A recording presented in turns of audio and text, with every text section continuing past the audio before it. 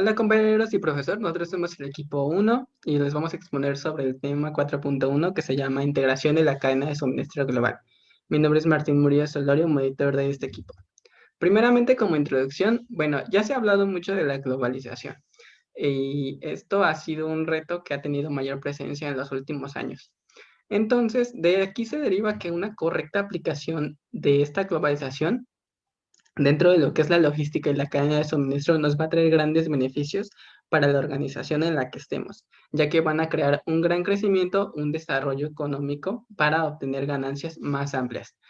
Sin embargo, también debemos ver la otra cara de la moneda en la que esta globalización va a también traer ciertos retos, ciertos problemas que nosotros como ingenieros vamos a tener esa tarea de poder darle solución para poder aplicarlo en cuanto a su comportamiento, respecto a la variación que se pueda dar y la diversidad cultural que existe en el mundo. Bueno, aquí vamos a hablar más sobre lo que es la logística global y local, sus objetivos, en qué consiste, e igualmente vamos a hablar de los aspectos que se van a destacar dentro de la logística global, como la incertidumbre principalmente, acompañada también de variabilidad, disminución de control sobre la misma y una menor visibilidad del tránsito de los productos. Primeramente tenemos que entender qué es la globalización o cómo funciona. Esta globalización nos va a ofrecer oportunidades y a su vez desafíos, como se los mencioné. Dentro de las oportunidades va a haber un aumento en los mercados, va a haber una diversificación en las alternativas de la manufactura con las que podemos realizar nuestros productos. Va a traer ventajas variables en cuanto a los recursos humanos, materiales absolutos y comparativos. Y también va a traer algo muy significativo que son las economías a escala, es decir, como al tener un amplio alcance, va a haber regiones con mayor capacidad de niveles de salarios competitivos a un menor costo y en mayor cantidad. También va a haber flexibilidad en este tipo de economías, pero por el otro lado vamos a tener los desafíos que van a ser lidiar o tener paciencia en cuanto a los ambientes operativos logísticos que van a existir en el mundo, las consideraciones a la protección del análisis del manejo más complejo respecto al costo total. Y vamos a entender qué es la logística local y global. La primera se va a concentrar en que va a realizar actividades de movimiento y almacenamiento, esto apoyando la cadena de suministro en un ambiente, por así decirlo, pequeño o que se va a estar relativamente controlado por políticas, por la economía del lugar en el que se encuentre, puede ser un país o un estado. Por otro lado, tenemos la logística global, que esta a su vez también va a apoyar operaciones de diversas condiciones, pero a nivel, bueno, nacional, internacional, políticas y económicas, y va a enfrentar una mayor incertidumbre que se va a asociar con la distancia, la demanda, la diversidad y la documentación del comercio internacional, ya que como se los mencioné, al ser global, tiene un alcance mucho mayor, pero también tiene ciertos requisitos, ciertas tareas o ciertas estrategias que se tienen que aplicar para poder darle solución a esa incertidumbre que puede existir. Y bueno, vamos a entrar primeramente en lo que son los retos logísticos. Los retos logísticos, como se los mencioné, van a depender del área o la región en la que abarque la cadena de suministro. Primeramente vamos a destacar la zona norteamericana. Esta es una geografía que va a tener opciones de transporte extensas y flexibles. Sin embargo, tiene una necesidad limitada de documentación para el cruce de las fronteras. Aquí también podemos resaltar algo que se ha escuchado actualmente, que es un proyecto que ya tiene años, de los 90, que es la creación del canal o de las vías del corredor multimodal de interoceánico, perdón, de lo que es el Istmo de Tehuantepec. Este es un proyecto que se ha querido considerar nuevamente en este gobierno actualmente y traería ciertos beneficios para nuestro país, ya que va a disminuir ahora sí que las rutas comerciales y va a conectar el continente asiático con pues el americano y el europeo. Esto a una reducción de distancia realmente significativo comparada con la ruta comercial más común que es en el canal de Panamá. Para beneficio de nuestro país es que esta zona va a cruzar lo que es desde Salina Cruz en Oaxaca hasta Coatzacoalcos en Veracruz y que se destaca que esta zona es una zona muy pobre, entonces cree que hay una posibilidad de un crecimiento y desarrollo económico en esta zona. Por otro lado, también tenemos la zona europea. Esta es una geografía compacta con numerosas políticas y cultura. Aquí hay una variedad de idiomas, ya que comparado pues con el anterior, es si acaso solo el español, el inglés y si acaso el francés. En el continente europeo hay una gran diversidad de idiomas, lo cual puede ser una limitante para que se pueda dar esta globalización de la cadena. Y también que en Europa pues se usan el trazo de las rutas comerciales que ya datan de siglos pasados o siglos atrás, es decir, no ha habido una como reestructuración de ciertas rutas comerciales. Y por último tenemos la región Asia-Pacífico. Esta requiere de embarques o sea por agua o sea por aire y son distancias realmente grandes. En consecuencia con esto, las operaciones globales van a requerir desarrollar y mantener una amplia variedad de capacidad y conocimientos. Y bueno, ya para finalizar esta parte, se creía que tener solamente la cadena en una de estas áreas era lo mejor, porque no había tantos retos o tantas estrategias que implementar. Sin embargo, bueno, esto se le llamaba que era una logística regional, pero se sabe que es mejor la logística global, ya que va a traer un crecimiento económico mayor, pero ahí el reto es pues saber establecer las estrategias para poder resolver ciertas limitantes o problemáticas. Y esto por mi parte, le cedo la palabra a mi compañero Brandon. Muchas gracias. Bueno, para continuar con esto, sabemos que las operaciones globales aumentan un costo de la complejidad en la logística como tal. Eso quiere decir que en contraste como con las operaciones locales, los costos logísticos y de la cadena de suministro en general terminan siendo mayores totalmente. Justamente hay puntos que hay que tomar en cuenta en este caso, que son la incertidumbre, la visibilidad y el control como tal. La incertidumbre justamente es un efecto de todo, de entre más grande es la cadena de suministro, más incertidumbre hay, debido a que no puedes controlar de manera exacta los tiempos de llegada, los tiempos de salida, también para la parte de control justamente el extenso uso de empresas de servicios internacionales hace que esto sea un gran problema, el control, porque no se puede llevar a cabo. Y la visibilidad, pues justamente en esta parte donde entra la parte de tecnología, de cómo tu empresa se ve en un ambiente globalizado. Y bueno, los proyectos de infraestructura también en cada país son una punta de lanza para abrir a la economía global. Un caso muy, muy particular es el caso de Panamá. El caso de Panamá es interesante dado que tiene una posición geográfica muy estratégica y demasiado beneficiosa para ellos, dado que tiene justamente el canal de Panamá y en la actualidad han tenido demasiados proyectos de infraestructura que les han aportado mucho. Y bueno, de la siguiente manera vamos a hablar acerca de lo que es la incertidumbre, que como le había comentado antes, el crecimiento económico, esta incertidumbre se ocasiona por las potencias mundiales, las consideradas en el G7. ¿Por qué? Porque justamente ellos son los que mueven toda la economía mundial, toda la economía global. Pero en un estudio que se hizo de los países del G7, el país que más hacía que existiera una incertidumbre era Estados Unidos. Podrían los otros países, Francia, Canadá, Alemania, tener problemas, pero no había ningún problema. Si Estados Unidos tenía un problema, afectaba directamente a todos los demás. ¿Y esto qué conllevaba? La economía se caía, la moneda local se devaluaba y con ello cambiaban muchos costos logísticos y también la cadena de suministro sufría un gran golpe, un gran cambio. Y bueno, la parte de la visibilidad que les había comentado antes, que es la parte en la cual la empresa se ve en un contexto globalizado. En este punto,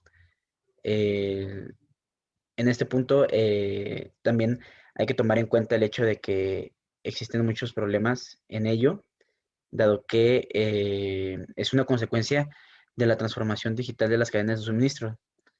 Entonces hay que tener mucha pericia y hay que tener una correcta,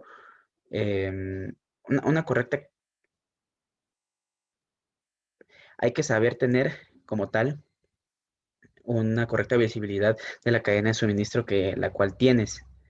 También hay que aceptar que sin una buena visibilidad logística, tu negocio como tal, su proyección que llega a tener, se estanca, no creces.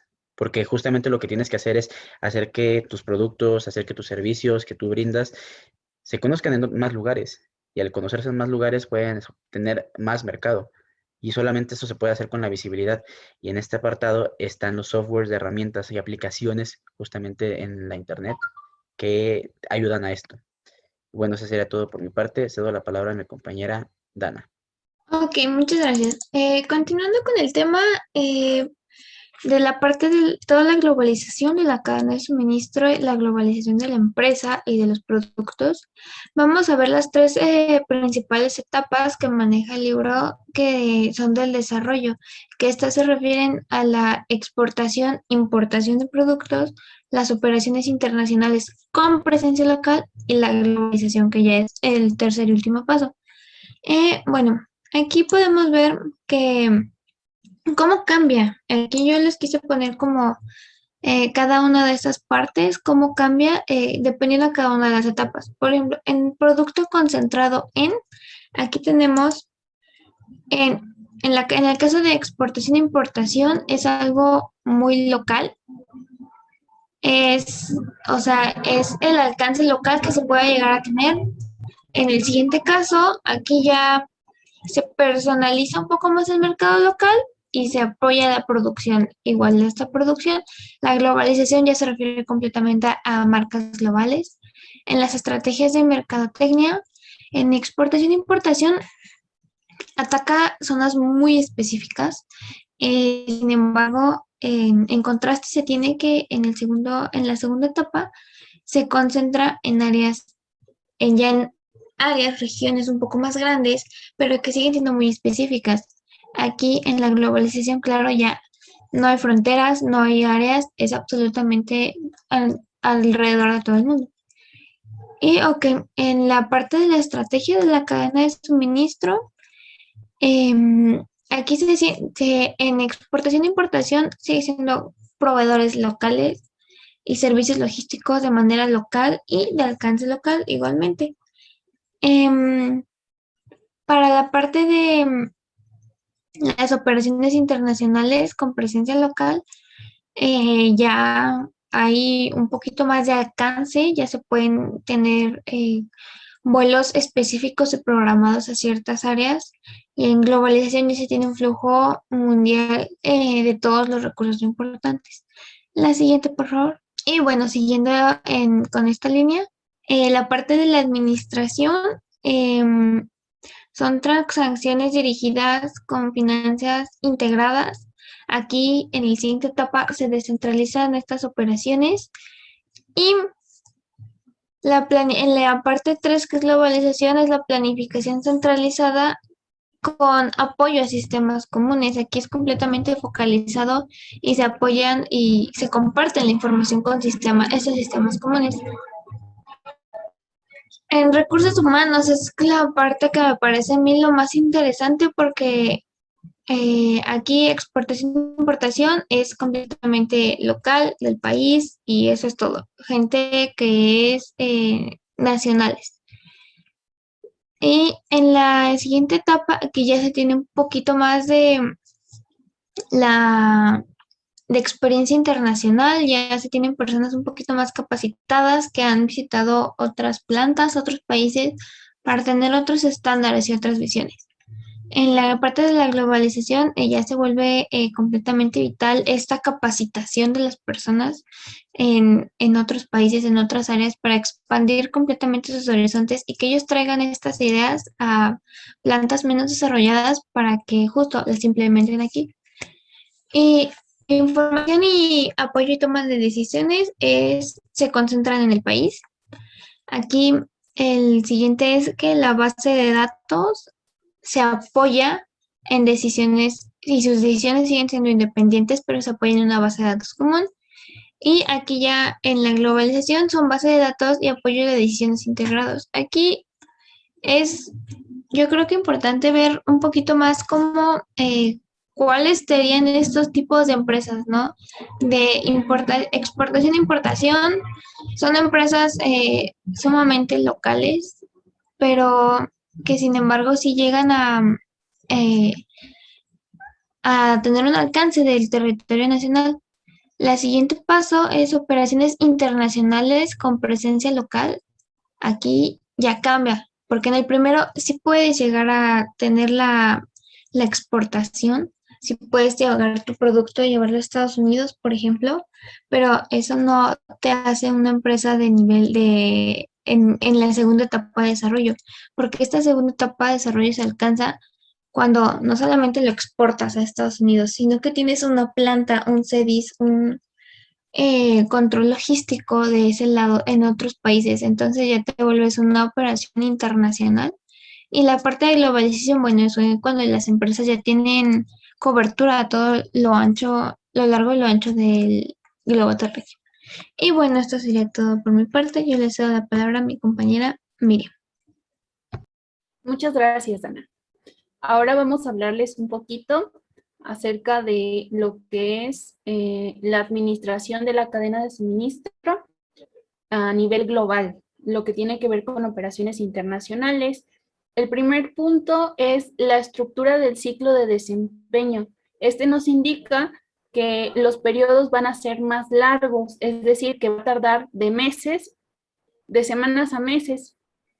¿Por qué? Porque va a haber retrasos en la comunicación, requerimientos en el financiamiento, en las transacciones, el proceso es mucho más largo y debido a la documentación que se requiere, el empaquetado del producto debe de ser especial porque va a ir de un país a otro, la programación del flete marítimo, los tiempos de tránsito del producto hasta llegar al país, del país de origen al país destino, y la otra parte que es la autorización aduanal. Una vez que llega al país destino, se tiene que aprobar por el gobierno para que este producto pueda pasar hasta su venta.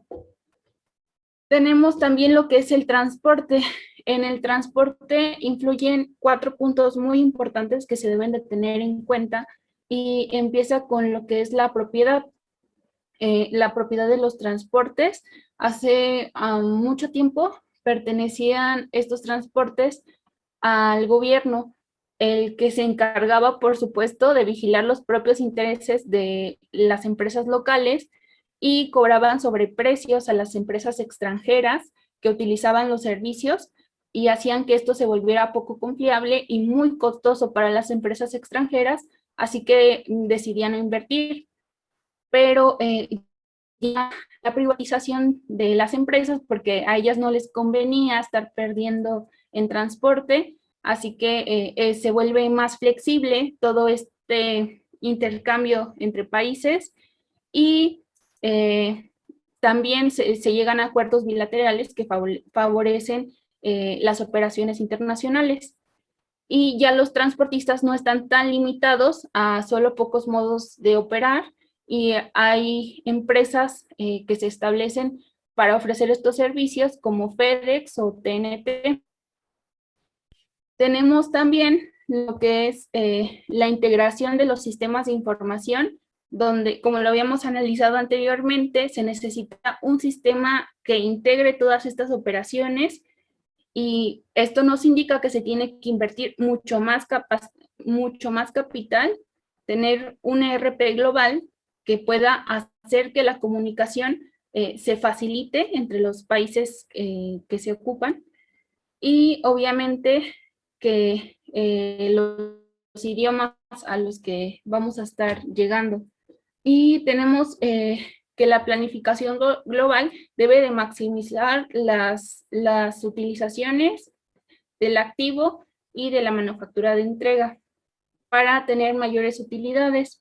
Tenemos las consideraciones operativas que nos indican que una vez que tú tienes un producto y lo quieres llevar a cierto país, tienes que ver que esté en el idioma para que las personas de allí lo puedan entender y lo puedan comprar. Y aparte, la documentación para entrar en ese país también tiene que estar en el idioma del país destino. Aquí tenemos que tomar en cuenta varias consideraciones, como son las funciones de desempeño, la velocidad, las características técnicas que tienen que ver con las fuentes de alimentación.